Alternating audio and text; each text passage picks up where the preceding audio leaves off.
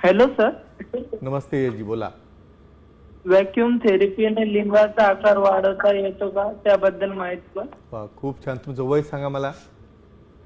24 sir. 24 वर्ष. म्हणजे vacuum थेरपीचा काय वापर असतो, काय उपयोग असतो, बरोबर आहे?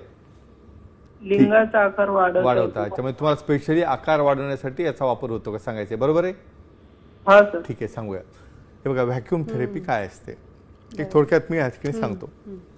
बऱ्याच जणांना मेडिसिन चालत नाही, मेडिसिनची काही रिॲक्शन येते, किंवा बऱ्याच जणांना त्यामध्ये आकार वाढवायचा असतो. आपण अशा इतक्या जाहिराती पाहतो की आकार वाढवा, हे करा, ते करा.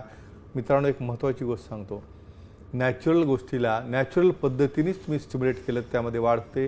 व्हॅक्यूम थेरपी म्हणजे ज्यांना काही कारणामुळं त्या ठिकाणी कार्पोरा कॅव्हर्नामध्ये ब्लड फ्लो जात नाही, त्या ठिकाणी रिव्हर्स फ्लो थांबवला जात नाही, अशा वेळेला हे एक डिव्हाइस आहे ज्यामध्ये की रिंग पाठीमागे बेसला असते लिंगाच्या, आणि निगेटिव्ह सक्शनने आपण त्या ठिकाणी आकार हा वाढवला जातो. म्हणजे काय की जो नॅचरल आकार आहे, स्ट्रेच पेनाइल लेंथ आहे, तेवढे ते फील होतं आणि त्या ठिकाणी ते मेंटेन राहतं तुमची क्रिया करेपर्यंत.